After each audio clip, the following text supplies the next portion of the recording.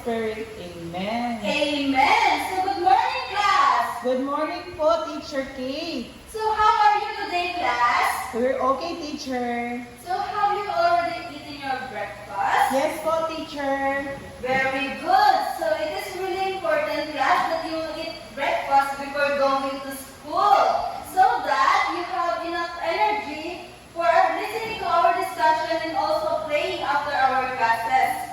So before we proceed, class, so let's have an energizer first. Okay, so I will demonstrate first and then you will follow Teacher Kate, okay? So our energizer will go like this now. Okay? So lean forward, lean backward, to the left, to the right, stand up, sit down, to the left, to the right, lean forward, lean backward, to the left, to the right, stand up, sit down, to the left, to the right. Okay? Did you get it, class? Yes po, teacher. Okay, let's repeat it 2 times and then we will going to make it faster in the second time, okay? Okay, let's do it together. Lean forward, lean backward, to the left, to the right, stand up, sit down, to the left, to the right. Lean forward, lean backward, to the left, to the right, stand up, sit down, to the left, to the right. Okay, very good. So thank you for participating, class. So now, I will present to you our classroom rules. So we have here, so I will read first and then you will repeat after me, okay? Okay, first we have here, raise your right hand if you want to answer. Raise your right hand if you want to answer. So, if I will ask you a question, class, so you will just raise your right hand for you, para hindi kayo magkagulo, okay? Next, sit properly. Sit properly. Listen carefully when someone is speaking. Listen carefully when someone is speaking. So, especially when Teacher Kate is discussing here in front, so you should listen carefully, okay? Para may matutunan kayo. And then, be respectful always. Be respectful always. Okay? So, you should be respectful Yes po, teacher. in your action and in your words, okay? So, now let's check your attendance. So, is there any absent in the class today? No one is absent today, teacher. Okay, very good. So keep it up, class. So before we're going to proceed, okay, can you pick up some trash under your chairs?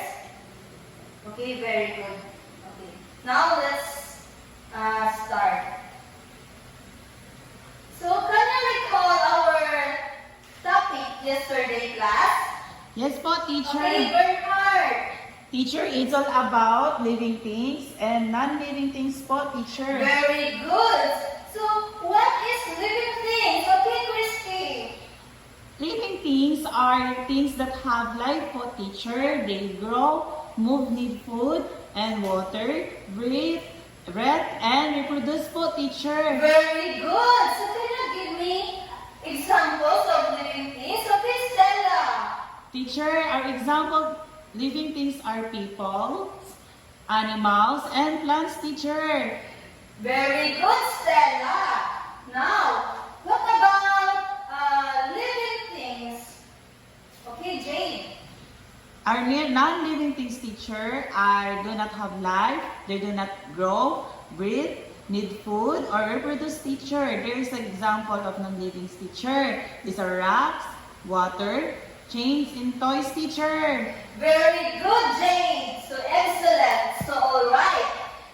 Now that you already know what are living things and non-living things, let's proceed into another lesson. So, but before that, class,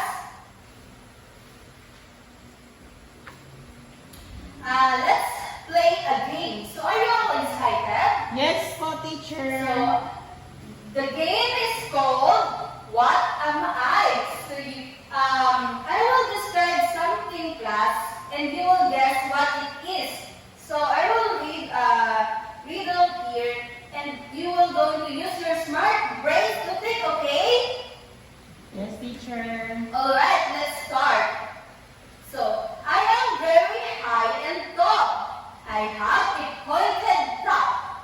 People love to climb me. What am I? Mountain, teacher. Very good. And then let's proceed to the second riddle. So, I am high but not as tall as mountain. You can easily climb my slope again and again. What am I? Hill po, teacher Kate. Hill. Okay, Hill. very good. Very good, class. So you all did a great job, class. So give yourselves 5 big claps. 1, 2, 3, 4, 4. 5. Now, class, do you have any idea of about our new topic this day? Teacher is all about the landforms, teacher. Very good. So our topic this day is all about the different types of landforms. So before we're going to delve deeper into our lesson this day, class, okay, I will present to you first our learning objectives. We have here 3 learning objectives for this lesson. We have here first, you are going to identify common landforms. And then secondly, you will draw and label a type of landform. And then lastly, you are going to recognize the importance of landforms to people and other living things.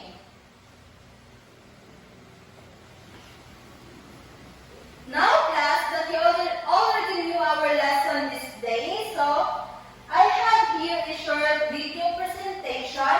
So I want you to watch it and listen carefully to the video because after you watch the video, class, so I have a question to ask you, okay?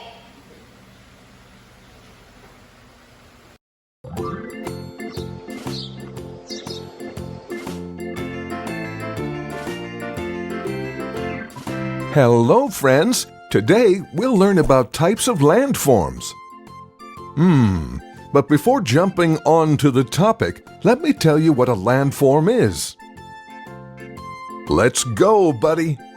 See, land is not plain. It has many different forms known as landforms. Each type of landform is defined by its shape, size, location, and what it's made of. Erosion by wind and water can wear down land and form landforms like canyons and valleys. Guys, look at this carefully. Tectonic plate movement under the Earth's surface can create landforms by pushing up mountains and hills.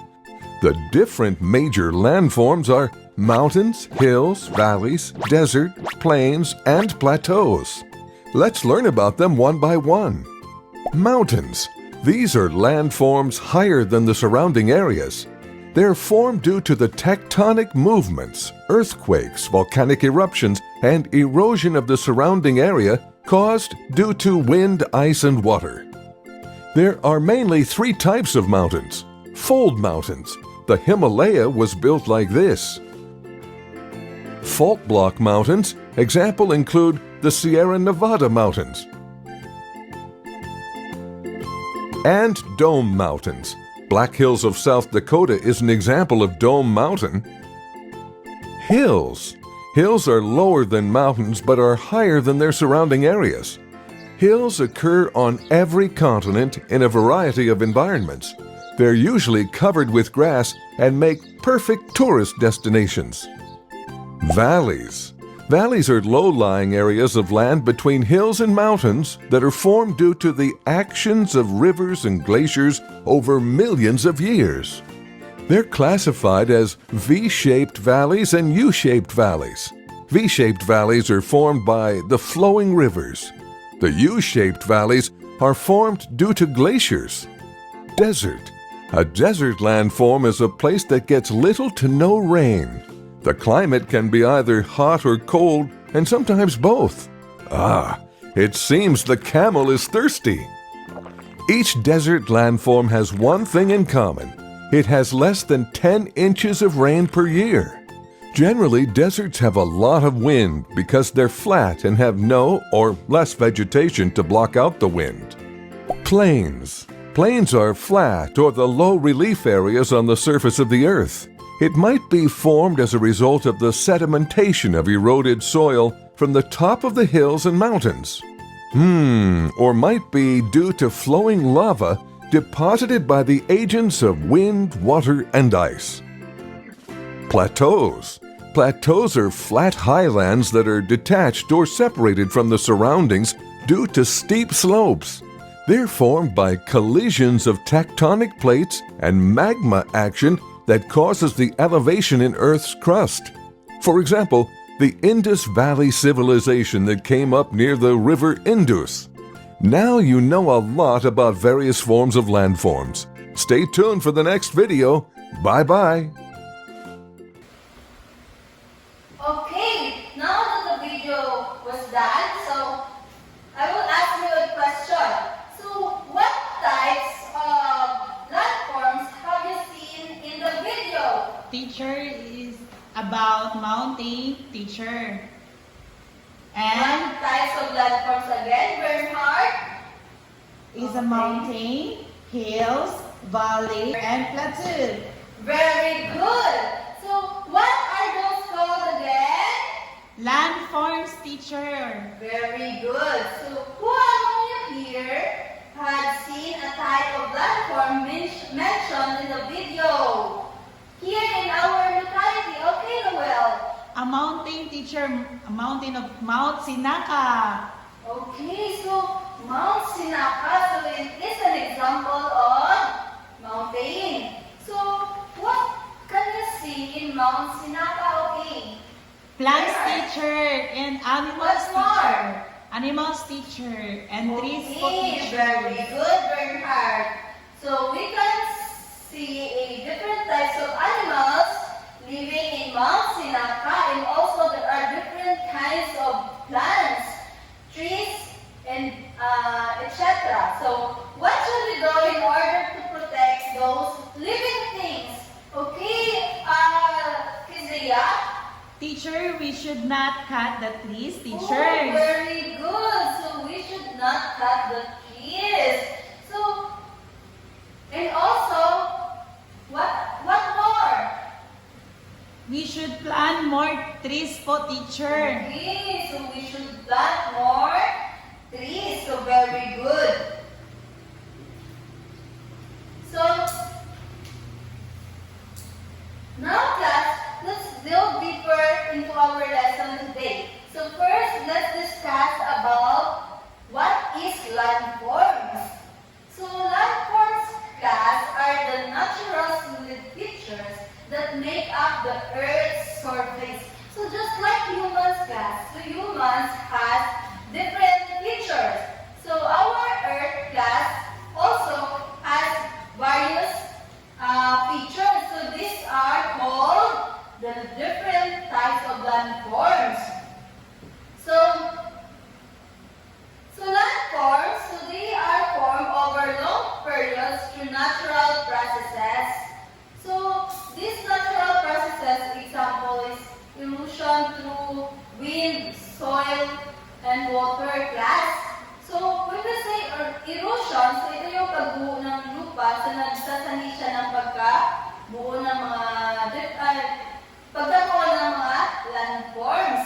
So such as, another way is movements of the Earth's crust. So when the tectonic plates bump into each other, so they can also form a landform. And then also volcanic activity or changes in temperature. So there are different ways on how a landform can be form. Okay, so now let's discuss the different types of landforms. So first we have here the mountain. So the mighty mountain. So mountain, it is a very tall piece of land that rises above the area around. So mountain is very tall class. So again, what do we call to the top of the mountain? So alam niyo ba kung anong tawag natin sa top ng mountain? None po, teacher. Okay, so tinatawag natin itong peak or summit. Wow. Summit, teacher. Opo, summit or peak. So, ang mountain class, so it has a pointed top. So, who among you here nakapunta na sa mountain? Ako po, teacher. Oh, very good. So, ano na ulit yung makikita natin sa mountain? Our, Okay, Marcelo? our plants, animals, and you have a peak or summit. Oh, very good. So, makikita tayo ng maraming plants, different types of plants and animals. So, paano tayo nakakatulong ang mountain sa atin, sa mga living things? So, especially sa mga tao or humans. So, do you have any idea? Okay. Lovely. It's mag-give sila na mag-produce sila ng fruits or vegetables. Okay, then we can get foods in the mountain. Also, mountains can be source of our water, and then also makakatulong din siya sa different kinds of animals kasi doon sila nakatira. So ano kaya ang dapat natin ulit gawin para mapangalagaan natin ng mountain? Hindi po natin sila ikat po mga trees, teacher. So, hindi natin ikakat yung mga trees. Very good. So, dapat is, when we cut one tree, so dapat is, taniman din natin 10 times or more. Okay? So, class, the top of the mountain is called the peak or the summit. So, again, mountain has a Peak and summit, teacher. pointed Pointed. pointed summit or top. Okay, very good. So mountains are much higher and steeper than hills. Okay, let's discuss what is hill. So hill are smaller than mountain. Unlike rocky jagged mountains, hills are often rounded. So when mountain has a pointed top, the hills naman has a Rounded crown. top. Okay. So hills can be created by wind, water, or earth moving over long time. So also we can see hill in a park or a grassy slope. So tinatawag din natin ng hill in Tagalog na bulo-bundukin. Yes po, teacher. Yes, very good. So, bulo-bundukin. And sa hill class, so, you are not aware sometime na dito kayo naglalaro sa hill. So, it is smaller than mountain. So, yung mga bulo-bundukin na nakikita natin, so it is called hill. So, again, ano na ulit yung top ng hill? It is rounded. Very good. So now let's discuss about the plain. So plain or tinatawag natin na kapatagan. Okay, ang kapatagan, so it is a very large area of land that is mostly flat. If the mountain is pointed and the hill is rounded, has a rounded top, so the plain is mostly Flat. flat, so meaning is patag yung plain. So, dito naman sa plain flat, so dito kadalasan nagtatanim yung mga Farmer, teacher. farmers. So, dito tinatanim yung mga kinakain natin just like corn and yung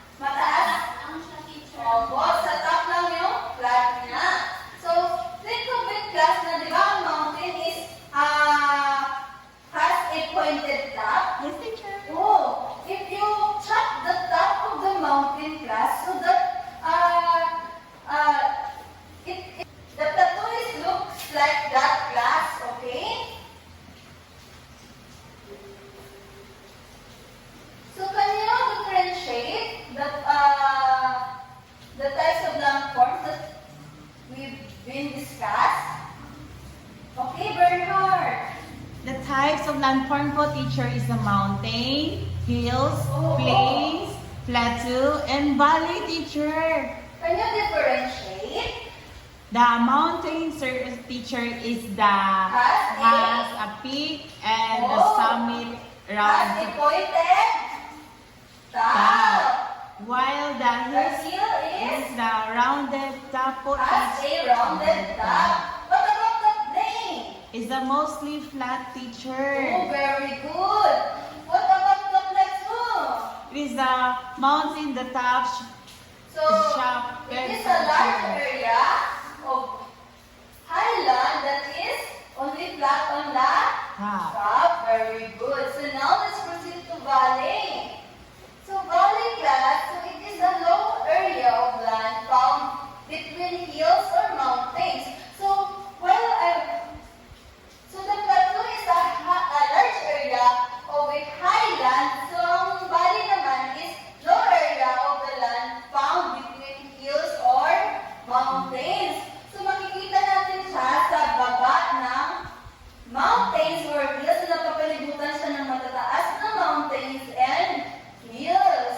So, if the mountains are the high parts, so the valley are the low parts in between them. So, dito natin nakikita just like dito sa picture. So, dito yung valley. Okay, class. Naintindihan niyo ba kung ano yung iba't ibang uri ng landforms? Yes, teacher. Okay. So what are those again? The mountain, Mountain, hills, hills, plains, plains, plateau, plateau, and valley. valley. Very good. So now that you already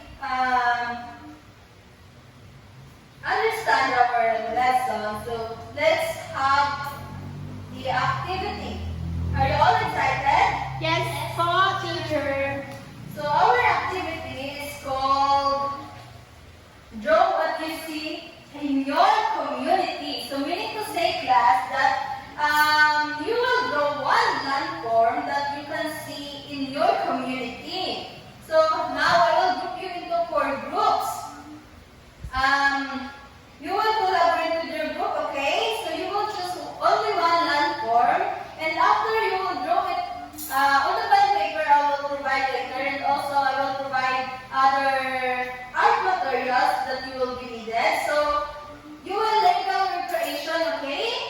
Yes, po, teacher. And after that, you will select one representative from your group to present your output, okay? Naintindihan mo ba? Yes, po, teacher.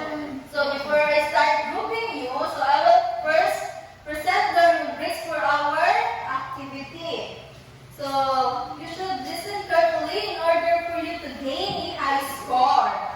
Okay, so here's our rubric for this activity class. And also here's our scoreboard. So I will read to you our rubrics. So we have here 4 criteria for this rubric. So first, content and accuracy. So you will gain 5 points if you clearly drew landform found in the community.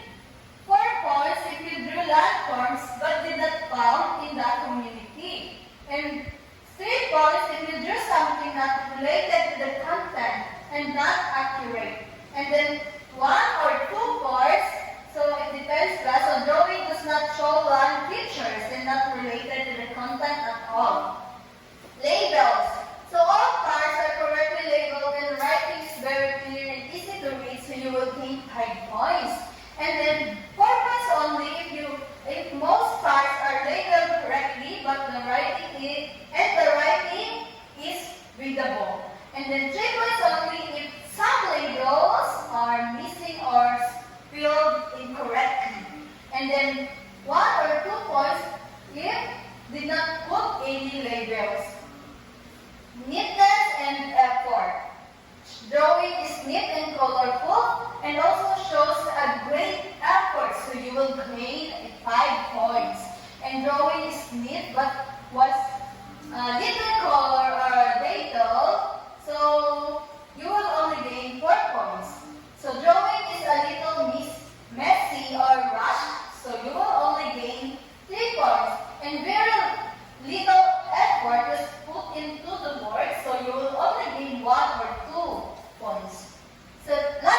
the time management. So finish the drawing completely and neatly within the allotted time, so you will gain 5 points.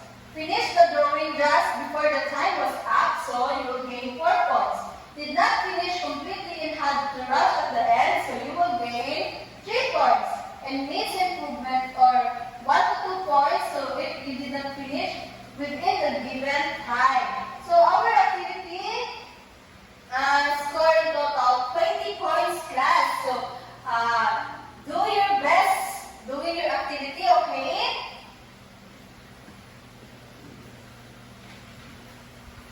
So I will give you 8 minutes to do your activity. So are you all done, class? Yes po, teacher. Okay, the group 1 representative will be the first to present their output. Okay, very good. Now that you were all done presenting your output, so you did all a great job. So let's give yourselves 5 big claps.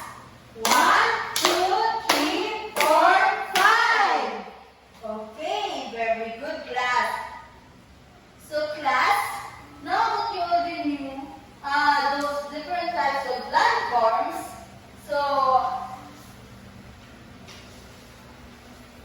such as the mountains, hills, plain, plateau, and valley.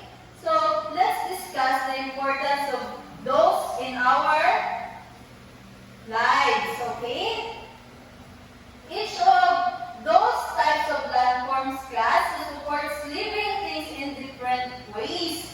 So by providing food.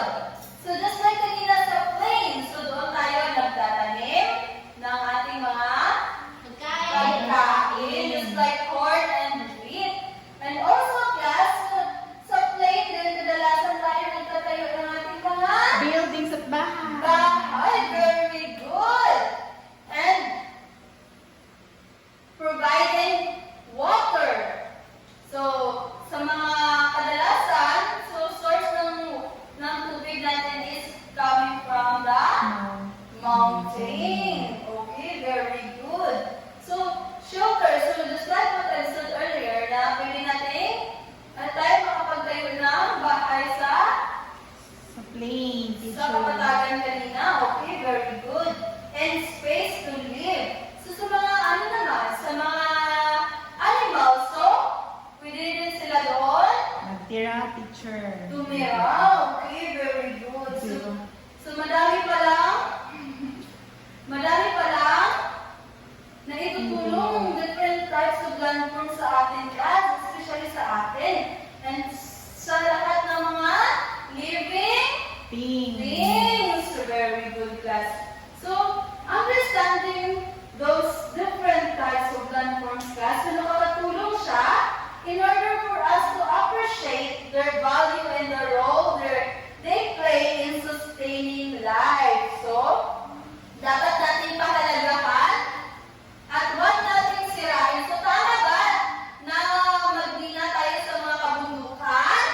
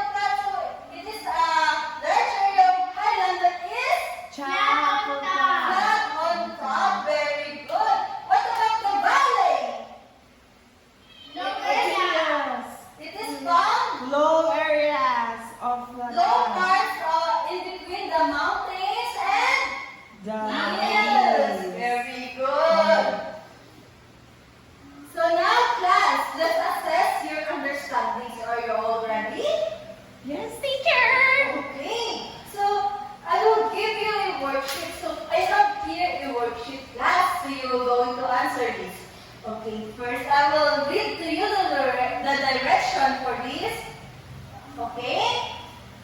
You are going to draw a line to match the landforms names on the left to the picture on the right. So I know that you can do this class because you already knew what are those different types of landforms. Okay, so I will distribute this. Okay, so I will just give you 5 minutes to answer that. So, okay, are you all done? Okay. Yes, teacher. Pass it to me. Okay, let's check if your answers are correct. So here, so number 1. So can you come here in front, Bernhard, to answer the number 1? So where is the mountain in here? Dear teacher. Here and here. Very good. So tama ba ang sagot ninyo? Yes po, teacher. Oh, very good. So next is the valley. So the valley. So dito ang valley. So tama ba ang sagot ninyo? Yes, teacher. Very good. So ang play naman, number 3. So dito at dito. So tama ba? Very good. These are here at dito. And then lastly, the island here at. So, nakakuha ba ng perfect score ang lahat? Yes po, teacher. Oh, very good. So, that will be the end of our class today. But before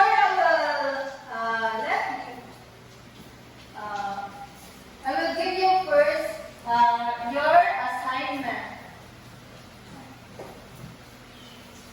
So your assignment will be in one bond paper, you will draw different types of landforms that you could found in your way home or in your locality. So you will pass it on our next meeting, okay? So goodbye, class. Goodbye,